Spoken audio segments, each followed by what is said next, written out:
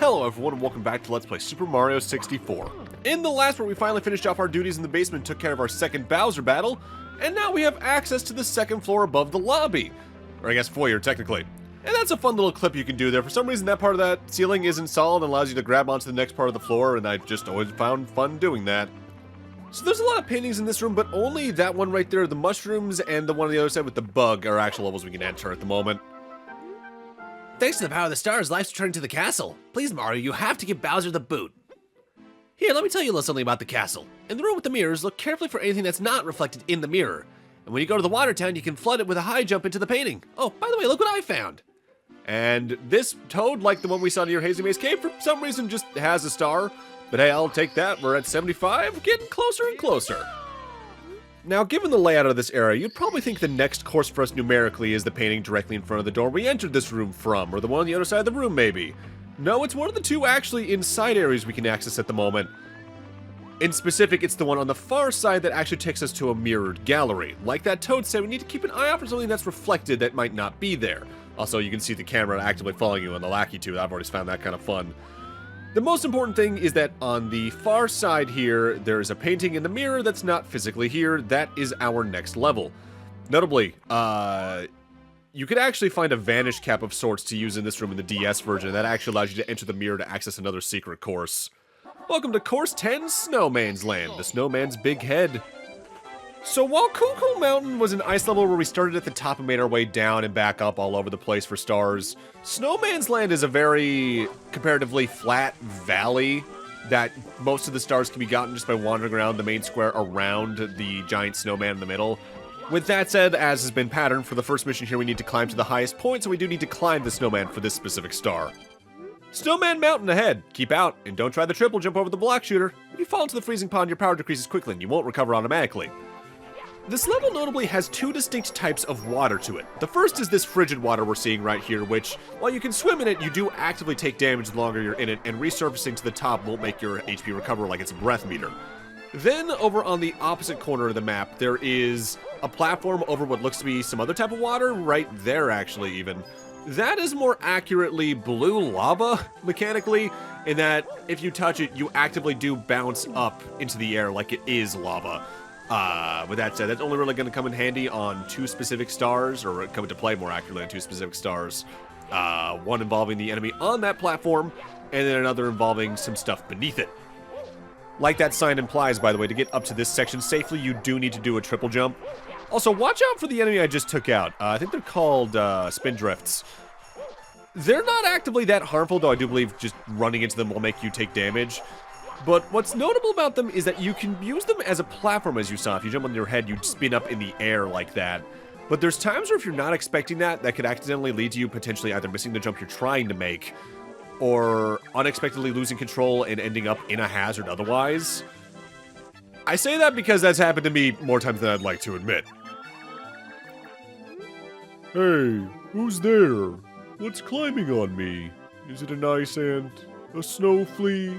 Whatever it is, it's bugging me. I think I'll blow it away. This is probably the trickiest part of this stage on the whole, honestly, in that you need to actually huddle behind this penguin walking on this ice, because otherwise the snowman just blows you off wholesale.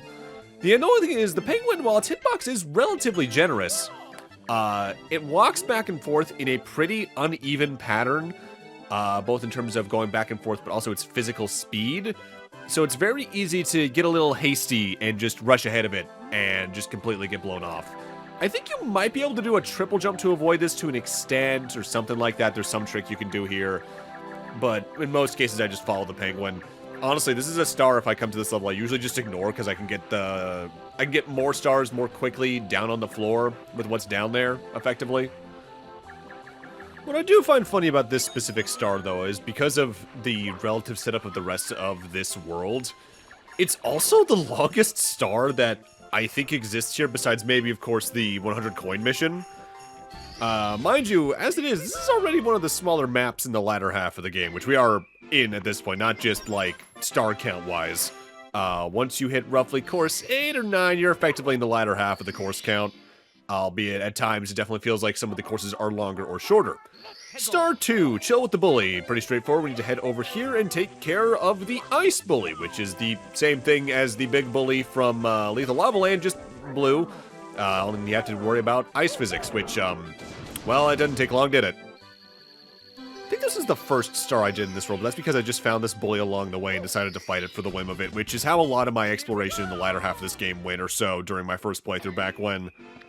And we're already on to our next star, though, which is going to be another very quick one. This one is in the Deep Freeze. If you were exploring around in the first mission, you may have noticed there's a giant ice block off to the left of where you spawn in. That's an active little ice cube maze. Because of how this game handles transparencies, you need to figure out where places you can jump are in this and make your way to the star. As a kid, I could not figure this out pretty well at all because I just didn't realize I could jump up here. Once you get up to the top, you just fall down and hey, that's another star already. See what I mean about the Snowman head one being one of the longer missions in here? I think that one star almost takes as long as most of the others combined.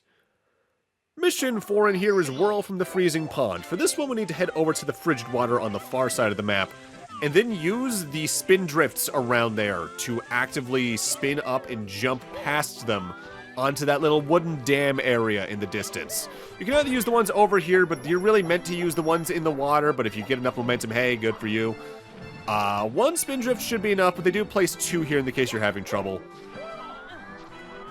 Once you use them to get across, there's going to be 2 item blocks over there. Our star for this mission is in the one on the left. The one on the right has a Koopa shell, which we're going to need to use coming up for both the 100 coin mission and as well as the 8 red coin mission, now that I think about it.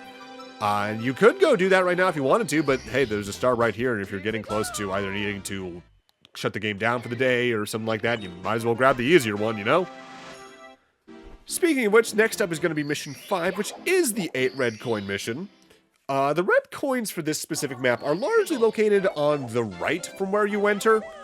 There's one in the far right corner, there's another one on the opposite corner from that, even the top right, so to speak.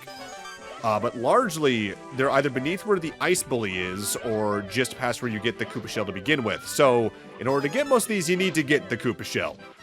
So you're effectively just repeating the same mission path from last time, just with an extra curve or 3 thrown in there.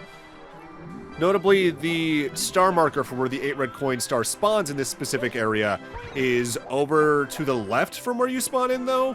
So it might take a moment to find that if you haven't seen it prior, but at the end of the day, not too bad. I forget if I've talked about surfing on the Koopa shells before. I think I might have briefly in Bob-Omb Battlefield, but yeah, if you see a Koopa in the game that's not the Koopa the Quick, you can stomp on them and steal their shell, and that gives you a pretty good frictionless method of movement that can go over water, it can go over lava. It's useful enough, especially trying to kill certain enemies, but it's not the most useful for me because there's only so many applications I would really use it in. From memory, there's a couple times where the relative speed of the Koopa shell can be a little overwhelming with the platform space you have. But there's only really maybe 2 cases that's really true. And from memory, I think one of those I might be thinking of the DS release anyway, so not really applicable to this specific LP.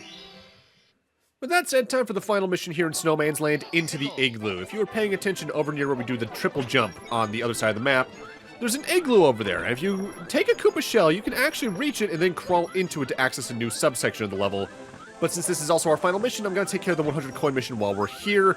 Notably, this is the first level we've seen where there's these little coin purse enemies who kind of disguise themselves until you get too close, but if you actually manage to take them out, they drop a pretty good chunk of coin, 3 or 4 each. With that said, you do, like with several other levels, need to actually enter the subsection we're heading to in order to get the 100 coin star here. But this one's a little tricky in that you can potentially get stuck getting this specific 100 coin star. Gee, I wonder why I'm mentioning that specifically. I couldn't think of anything in specific. Getting over to the place where the igloo is can be a little tricky because you do need to use some jumps to get some extra momentum on this specific cliffside. But once you're up here, and you can just crawl on it. It's really the only time you need to use the crawling technique you get taught in like the very start of the game. This igloo is much larger on the inside. So we have more of the ice from the little ice maze on the outside in here. And the star is encased within some of it, because we can actively use the vanish cap to walk through these ice walls. With that said, as you can see, there's also plenty of coins in here, so getting the 100 coin star effectively requires coming in here. Notably, also, the Bob-Omb buddy to unlock the cannon for the stage is in here, which I never really understood why you would need this cannon in specific, unless maybe you were trying to use it to shortcut past the Snowman in the first mission. But because of how I tend to play the game, I seldom do that in specific anyway. The thing that's worth noting is that if you use a Vanish Cap to get coins, make sure to get the ones from the item blocks in that little section with the Bob-Omb buddy first, because that way you can be outside of it when the Vanish Cap ends, because if that happens, well, you're stuck in there completely, and you need to exit the course at that point. To get the Vanish Cap, we gotta hop over this slightly disguised lower wall of ice. You can either do the double jump or just the back jump as usual to do that. Though I think the side hop would also work at that specific height. Thinking about it, though, Snowman's Land does kind of represent something to me in the game, and that's the last really simple, straightforward level in the long run.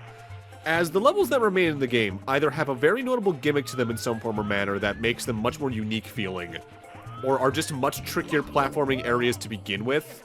So this level being as comparatively straightforward as it is, kind of acts as like the last hurrah before the game really throws everything it can at you. And I kind of appreciate that, honestly, because there's something about this level that always did kind of stick out to me in that specific regard.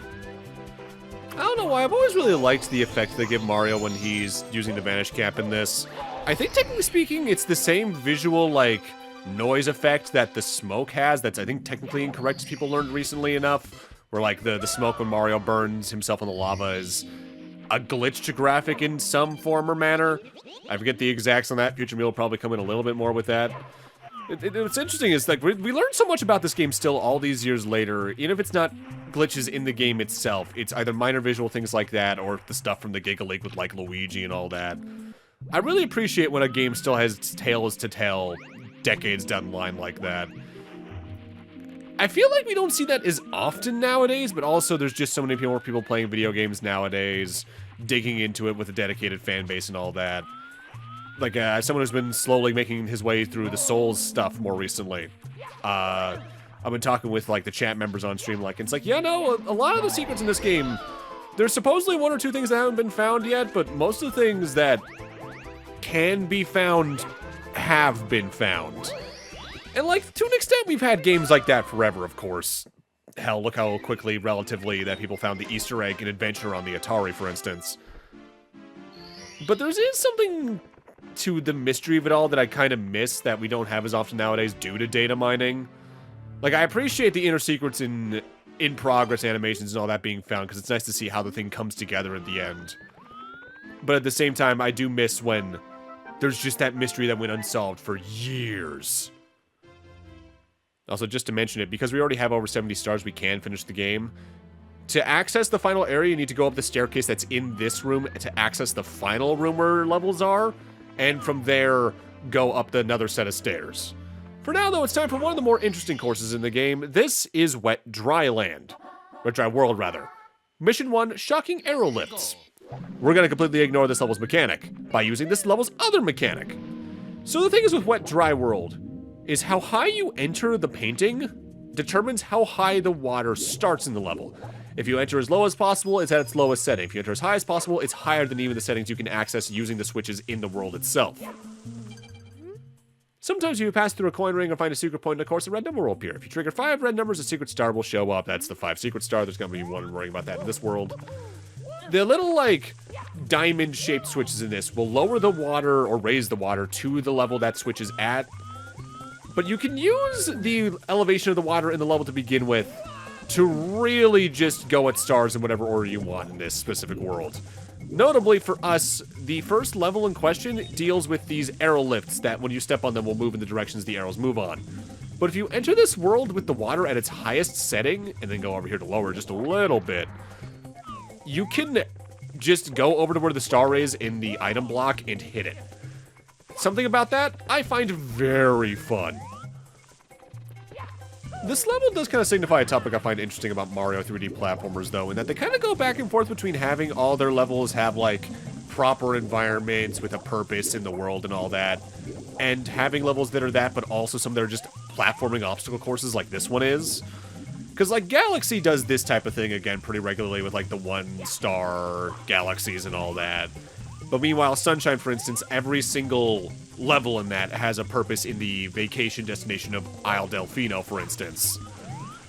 And I find that kind of satisfying at times, honestly. Like a game I played more recently than not was Pseudo Regalia, which kind of, I think, hits a very similar note in, oh, this is just a platforming environment, but then they also have some that are like little setup areas that feel like an environment for the lore TM. Wet Dry World does have a bit of a weird experimentation layer to it as well, where you really need to figure out what water altitudes you need when for a lot of the stars, let alone what altitudes you might want it to be when you enter it. My rule of thumb is it's always better in this world to enter with the water either at its very highest or very lowest altitudes, because there's some areas that are easier to access with either. And then if you need any of the middle altitudes with the water, just uses the switches in the level from there to make it that altitude. As, for my experience at least, jumping into the painting to get the middle altitudes for water is a little bit specific. I guess for that matter, any of the altitudes are a little specific, but I find the middles even more so. Second star here is the usual get to the highest point in the course. It's right up here. The rotating platform right before this star has thrown me off more times than I'd like to admit, though, because I just tried to do a triple jump and completely whiff due to the rotation of the platform. Whoopsies. Speaking of, though, we want to enter the next mission at the very lowest point of the painting to get the water at its lowest altitude. As the secrets in the shallows of the sky, some of the secrets require the water to be very low to find. This being a secrets mission, we're trying to find 5 specific points to investigate, but there's one I ought to miss just because it's so close to another one here.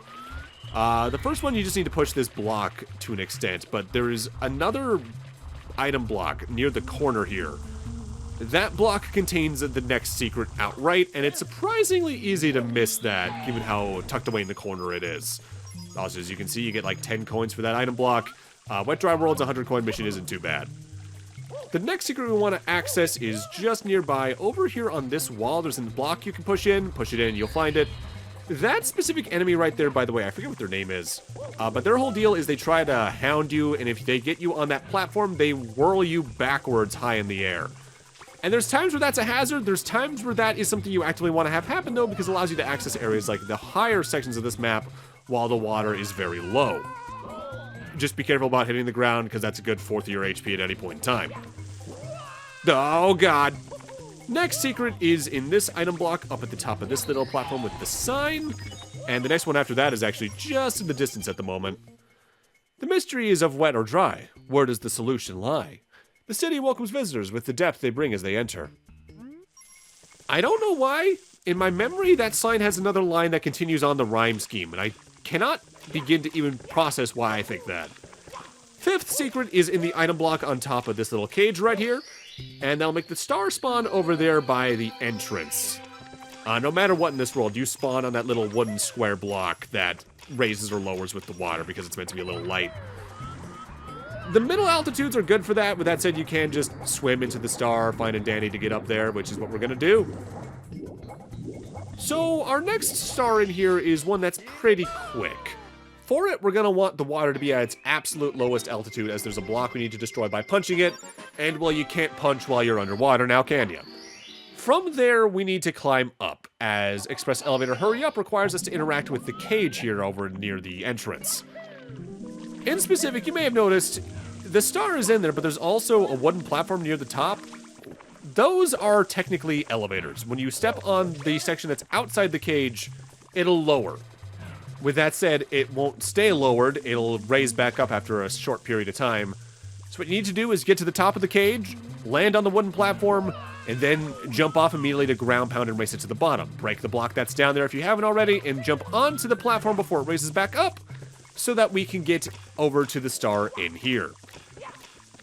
It's a surprisingly tight timer, so I wouldn't be surprised if this takes a couple of tries, especially on a first playthrough. With that said, it's probably ultimately the most straightforward star in here that's not the one at the highest point of the map. Side hop, very useful for getting up here in good time. Yeah, I barely made that. Not exactly hard, but it can be a little precise due to the speed you need. But with that, I'm gonna need to end this off here.